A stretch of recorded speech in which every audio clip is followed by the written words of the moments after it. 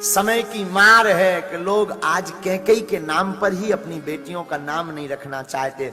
पर रामायण की दृष्टि में कोई हमसे पूछे कि रामायण में सबसे बढ़िया पात्र किसका रहा माताओं में, तो माताओं में जो समर्पण कैकेयी ने किया वो किसी और मैया ने नहीं किया।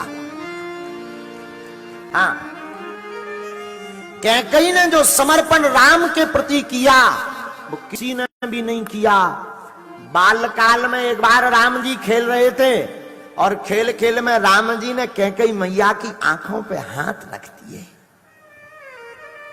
माता तो सब जानती, लेकिन मैया कैकेयी खेल करने लगी तो राम जी ने आवाज बदल करके कहा, बताओ मैं कौन हूं। अच्छा भरत आ गया। भरत, कैकेयी मैया तो पहचान गई थी, भरत आ गया। भरत झूठ बोल दिया। राम जी खिलखिला कर हंस पड़े, मैया तू हार गई है, हम भरत नहीं हम तो राम हैं। अच्छा हाँ हम हार गए बेटा। राम जी बोले, मैया आप हार गई तो हमें कुछ मिलेगा? हाँ हाँ हाँ मांगो। राम जी बोले, मैया जो हम मांगने जा रहे हैं सावधानी पूर्वक सुनना। हम ऐसा मांगने जा रहे हैं कि जिससे हो सकता तुम्हारा सुहाग भी उजड़ जाए, लेकिन आपको देना पड़ेगा। कैकेयी कहती, राम अगर तुम्हारी प्रसन्नता के लिए मुझे एक बार नहीं 1000 बार अपने सुहाग को और अपने आप को उजाड़ना पड़े तो मैं तैयार हूं।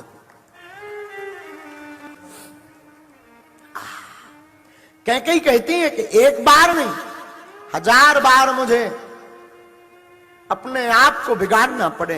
राम कहते हैं, मां जरा सावधानी पूर्वक सुनो, हम जो मांगने जा रहे हैं उसको मांगने के बाद हो सकता पूरा संसार तुम्हारे ऊपर थू थू करे, तुम्हारे नाम को कलंकित करे, ये ऐसा वर मांगने जा रहे हैं। कैकेयी कहती है, एक बार नहीं मैं जितनी बार जन्म लूं उतनी बार भी मुझे कलंक भोगना पड़े, पर मेरे राम अगर तुम प्रसन्न हो तो मैं उसमें भी तैयार हूं।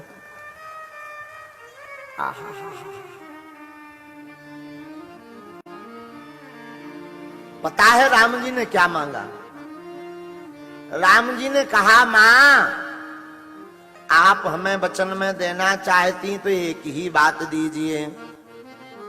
आपके 2 वरदान उधार डले पिताजी से, तो जब मांगने की बारी आवे, जब पिताजी हमें राजा बनाने लगे, उसी वक्त आप पिताजी से भरत को गद्दी मांग लेना, हमें वनवास मांग लेना। कैकेयी कहती है, राम ऐसा अपराध मत करवा, हमें कोई दिक्कत नहीं है, तुम्हारी प्रसन्नता के लिए राम मैं कुछ भी करने को तैयार हूं, पर भरत को गद्दी में मंगा भी लूं मुझे कोई दिक्कत नहीं, लेकिन तुम मुझसे दूर मत होना ना। पता है राम जी क्या बोले?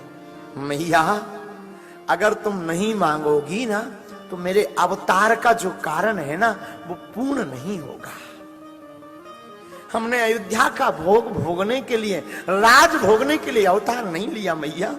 हमें तो वन में जाकर के ऋषि मुनियों के दर्शन करना है और रावण अत्याचारी का वध करना है। मां अगर तुम मुझसे प्रेम करती है तो मुझे आज वचन दे दे कि पिताजी से तू ये 2 वरदान ही मांगेगी। मेरी प्रसन्नता के लिए राम हाँ, मेरी प्रसन्नता के लिए मैया हाँ कह दे।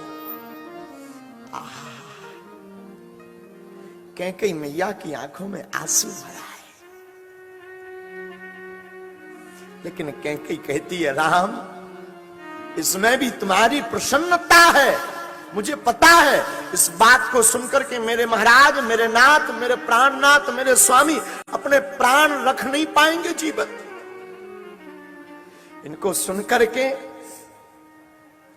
पूरी राज सभा और पूरे राज्य के लोग मेरे पर थूकेंगे, मुझे थू थू करेंगे, कलंकित करेंगे। मुझे पता है राम ये बात को सुनकर के कौशल्या के हृदय पर क्या गुजरेगी। मुझे पता है राम जिस दिन मैं ये वरदान मांग लूंगी कि भरत को गद्दी, राम को वनवास, उस दिन से मेरा बेटा भरत मुझे मां कहना बंद कर देगा। राम मां कहना बंद कर देगा। और मुझे पता है राम उस दिन के बाद मैं किसी को अपना ये मुख दिखा नहीं पाऊंगी।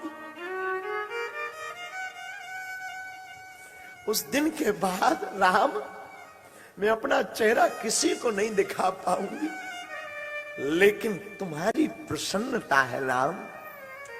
हे राघव, हे रघुनाथ, हे रघुवीर, हे रघुनंदन, हे अवधपति, हे राघव, हे राम, तुम्हारी अगर प्रसन्नता है तो मैं वचन देती हूं कि मैं भरत को गद्दी और राम को वनवास मांगूंगी। मां के आंसू राम जी अपने हाथ से पहुंचते। आप लोगों ने सुना यह है कि कैकेयी ने कुबुद्धि की, आपने पढ़ा यह है कि कैकेयी ने कुबुद्धि की। मेरी बुद्धि कहती है कैकेयी जैसी मां ही नहीं हुई। और साधो, कैकेयी निंदनीय नहीं है, रामचरितमानस की कैकेयी हमेशा वंदनीय है। कैकेयी निंदनीय नहीं है, कैकेयी की निंदा घोर पाप है, क्योंकि कैकेयी ही वो है जिसने राम को मर्यादा पुरुषोत्तम भगवान बनाया। कैकेयी ही वो है जिसने राम को राम बनाया, और कैकेयी ही वो है जिसने वन में राम को भेज करके रावण जैसे अत्याचारियों से ऋषि मुनियों को बचाया। न कैकेयी वरदान मांगती, न राम जी बन जाते, न रावण का वध होता, न ऋषि मुनियों को दर्शन होती। कैकेयी बंधनी है। एक बार की कथा हमें स्मरण है। राम जी बचपन में कैकेयी मां के साथ ही सोते थे। हाँ महाराज, कैकेयी मां के साथ ही सोते, कभी नहीं सोए कौशल्या मां के साथ। बचपन से ही हमारे राम कैकेयी मां के साथ सोया करते थे। एक बार कौशल्या को लगा कि सब माताएं अपने अपने लाला को लेकर के सोती हैं, मैं आज अपने राम को लेकर के क्यों ना सोऊं। तो शाम के समय राम जी को, रघुनाथ जी को कैकेयी के घर से, कैकेयी के भवन से, कैकेयी के कमरे से, कैकेयी के कक्ष से राम को कौशल्या लिवा लाई। कहा राम आज तुम हमारे पास रहोगे। राम जी ने कहा ठीक है मैया। राम जी आए, मां के बगल में लेट गए। रात मध्य पहुंच गई, 12 बज गए, पर राम जी को नींद नहीं आई। यहां से वहां करवटें लें, कभी जमुहाई लें, कभी खुजली करें राम जी। तो मैया कौशल्या ने पूछा राम तुम्हारी तबीयत तो ठीक है ना, तुम ठीक हो ना, तुम रोज इतनी देर तक जागते हो। राम जी बोले नहीं मैया मैं बहुत जल्दी सो जाता हूं। राम आज तुम इतनी देर तक क्यों जग रहे? राम जी बोले मैया सच सच बोलूं? हाँ सच बताओ ना। राम जी बोले मैया जब तक मैं अपनी कैकेयी मैया के बगल में ना सोऊं तब तक मुझे नींद नहीं आती। कौशल्या की आंख भर गई। कौशल्या की आंख में आंसू आकर के बोले राम धन्य है कैकेयी, धन्य है कैकेयी, जिसने तुझे इतना लाड़ दिया कि उस लाड़ के बिना तू रहता नहीं है। धन्य है तू और तेरी मां कैकेयी। और सच कहूं तो इस बगल में लेटाने का, सुलाने की भागीदार तो कैकेयी ही है। राम जी का हाथ पकड़ा कौशल्या ने। हाथ पकड़ करके, राम जी का हाथ पकड़ करके कौशल्या आई और भवन खोला। तो सोचा राम जी सो नहीं पाएंगे, रात खराब जाएगी, तो जाकर के कैकेयी के भवन में ले जाकर के राम को लिटा दें, राम को सुला दें, राम को छोड़ दें। ये तो कैकेयी का प्यारा है, कैकेयी के साथ ही रहेगा। लेकिन तब तक एक नजारा कौशल्या देखती है तो जमीन खिसक जाती है पैरों तले की। क्या देखती है? दरवाजा खोलती है तो दरवाजे के कोने पर कैकेयी खड़ी नजर आती है, जो कोने में खड़े होकर के रो रही होती है। तो कौशल्या पूछती तू यहां क्या कर रही? कैकेयी कहती है कि लगता है मेरे प्राण चले गए हो, अपने प्राणों को लेने के लिए तुम्हारे दरवाजे पर खड़ी हूं। प्रेम है कौशल्या कैकेयी का और राम का। ये प्रेम की पराकाष्ठा है।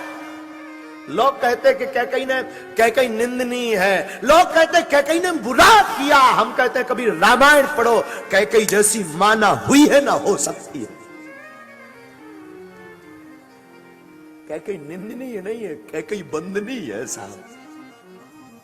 कैकई निंदा नहीं, कैकई तो आज भी जिंदा है। हम तो कहते और भी कैकई हो ताकि राम बन जाए और राम मर्यादा पुरुषोत्तम बने।